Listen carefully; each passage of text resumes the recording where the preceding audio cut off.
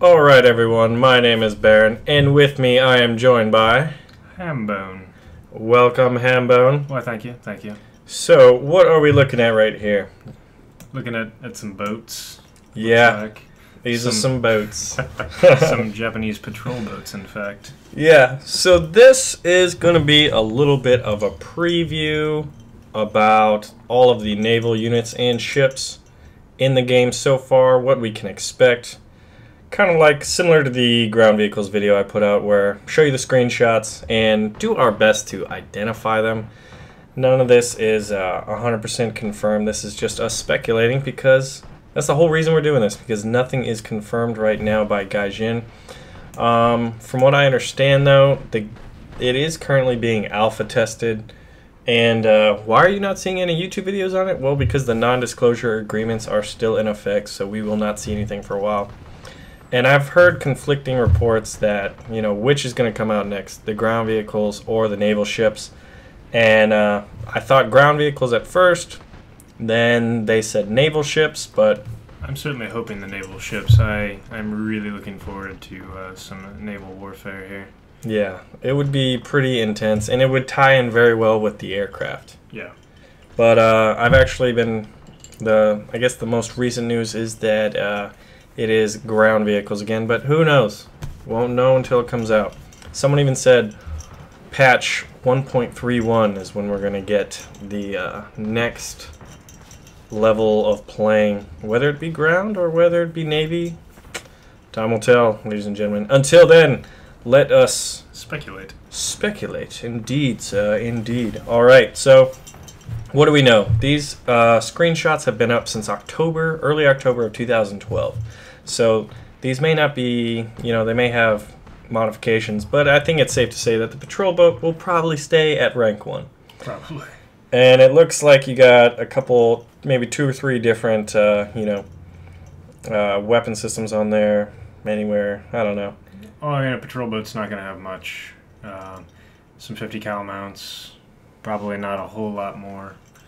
You might have some 20 or 30s maybe on there. Maybe 20, 30 millimeter guns. Maybe a couple of depth charges to roll off if they're feeling generous. That actually brings up a great point. I mean, as far as we know right now, submarines are not going to be in the battle. I, for one, want them in the battle. Yeah, that would be... So, enough of that. Patrol boat. Now, here we go. A rank 5 light cruiser. And, let's see. This is probably relatively low ranked because it was an interim war period between World War I and World War II. It was commissioned in 1920. So I've noticed that a lot of the lower tiered stuff has to do with its commissioning date, you know, how high tech it is in, relation to other ships of the line. Yeah.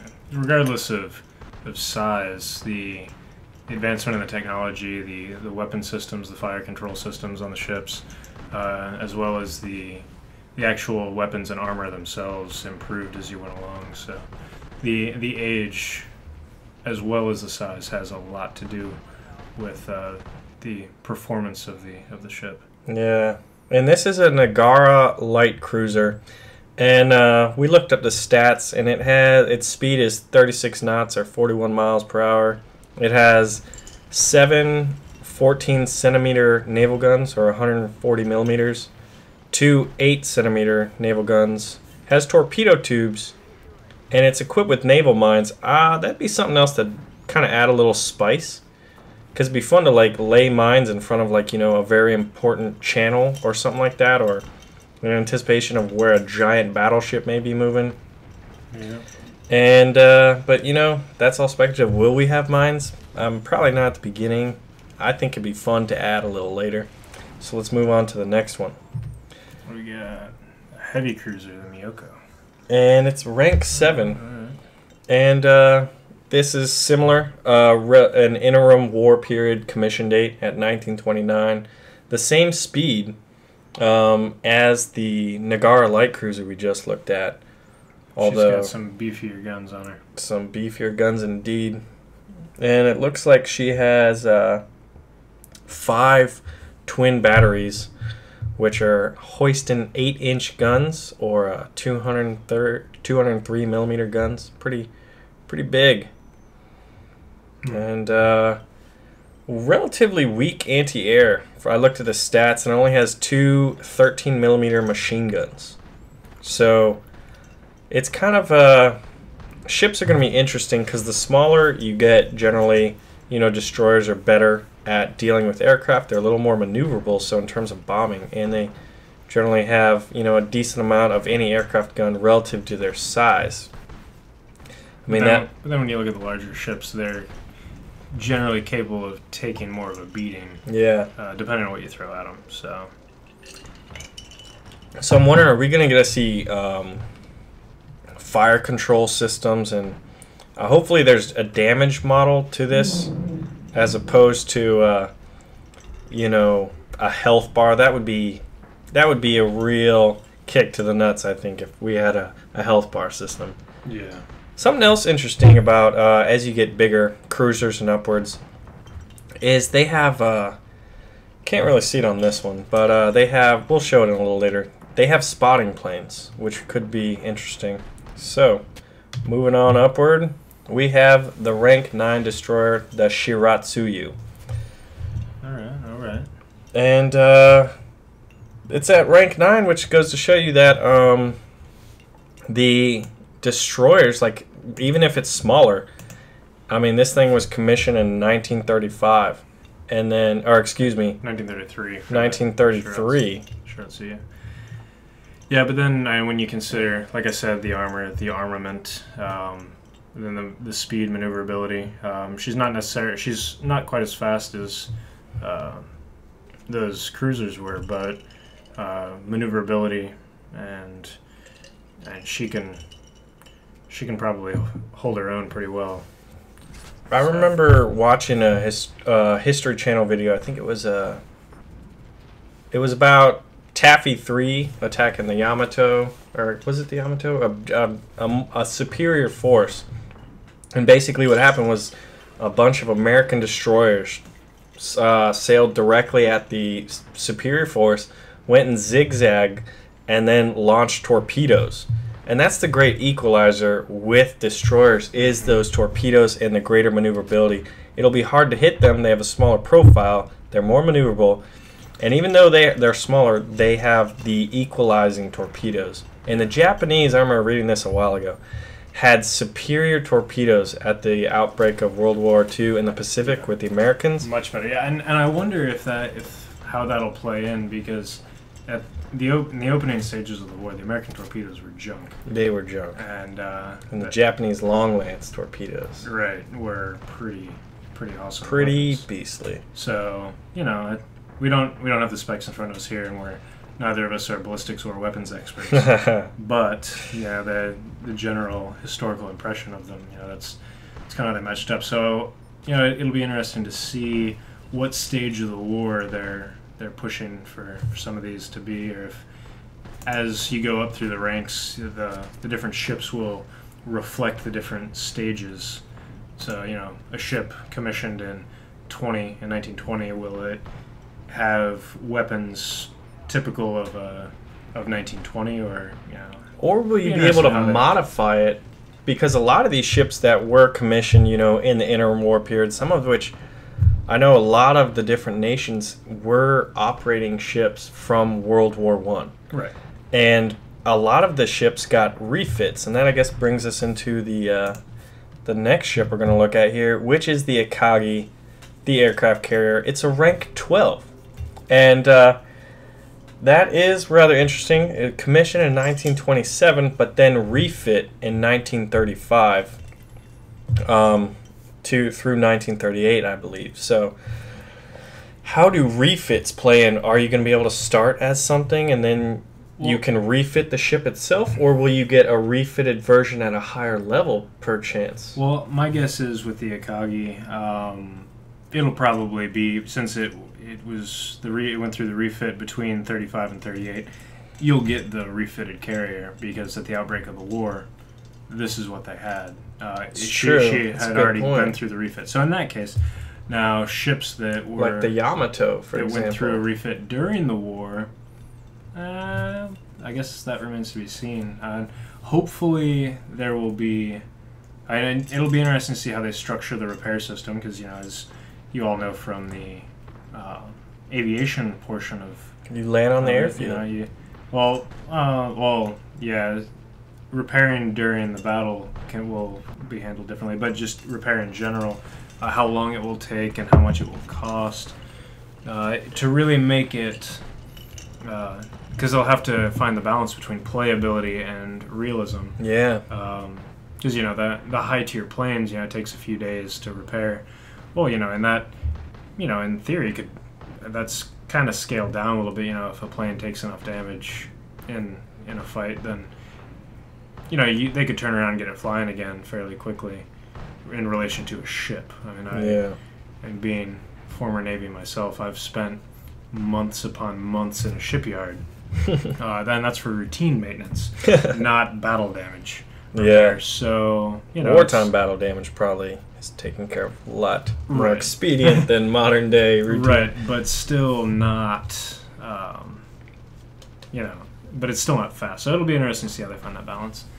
Another interesting thing, and this is where all the speculation really lies. I probably think the most speculated thing with the naval component is we know we're going to be able to play as aircraft carriers. You can see here from the screenshot, unless things have completely changed, it's more of a very rough analogy, I think. But, you know, say you're playing an RPG and you got your brawling warrior class, you know, the barbarian types. Then you got the spellcasters, and then you got like the medics and support characters. Like an aircraft carrier is a support unit. I mean, I think it's safe to say you won't be able to control, like, I guess the speculation is, will players be launched from you? Will AI-controlled aircraft be launched from you? I would hope AI-controlled, because then that allows so much customization. Do I want to load out all fighters? Do I want to load out torpedo bombers, dive bombers? That's definitely not going to happen. They're you not. Think so? That's a bold statement. Well, no. When you think about how War Thunder is structured, it's, I mean, yeah. And for anyone who plays arcade, you might not know it unless there are certain times of the day that I have not been on that nobody plays. But I think, you know, the player base has grown large enough that there's always people in arcade, but I prefer historical and real, full real battles. So there are certainly times of the day where you can end up in a battle and there are 4 real players and 10 AI units. So that, you know, that does happen, but you know, it's not the norm. It's a player-based game. It's not an AI game. So I really think that you're going to take a carrier out there and you're going to be there for players to land on. I don't think you're going to necessarily sail into battle, or excuse me, steam into battle, and then have planes take off. You're going to be there as part of the fleet, and then planes are going to spawn. Players may spawn on your decks, certainly, or they may simply spawn in the air. But then, when it comes time, like 2 issues with no AI-controlled planes. The first of which, the Akagi, for example, can hold 66 aircraft, you know, 25 more in storage. What is the point of playing as an aircraft carrier if you're going to sit back and the only thing you're really doing is playing as a mobile airfield for the planes? Why am I going to want to play a carrier? I'm just a big, juicy target for everybody. If I have no true hitting power, because, let's be honest, if I sail in with my Akagi, a destroyer could sink me with some torpedoes if I get in too close and, you know, get out of my escort. Right. And, if you have no offensive aircraft, I feel like I would like to see, and I think we're of differing opinions here, which is good, you know, but I would like to see AI-controlled aircraft, because it would increase the customization, and it also gives you hitting more to do. And I guess it could be like a third-person top-down. You get a map and send, all right, do I want to use my fighters as fighter cover over mine, or do I want to intercept these torpedo bombers going after my friendly battleship? Like the options you have there are pretty immense. Right. I would like to see that. But at the same time, it would shift, because you know, assuming that they are going for a blend of all three. So, in a single map, players controlling planes, ships, and ground vehicles. That would be... in that situation, then no, I don't think I'd do that. Now, if it's just purely players controlling ships, then yeah, I could see if they gave you, 15 or 20 aircraft to take out there at least.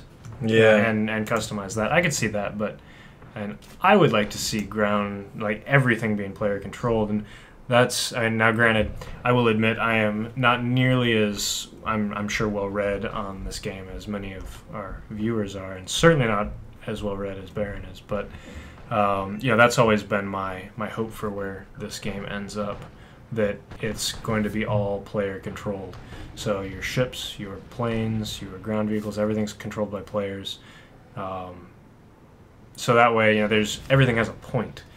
Yeah, sure, you'll get your occasional player who just takes his tank and just drives off in the sunset for no apparent reason, or someone who runs their carrier aground. It can happen. But everyone's out there, they're working towards something for a reason.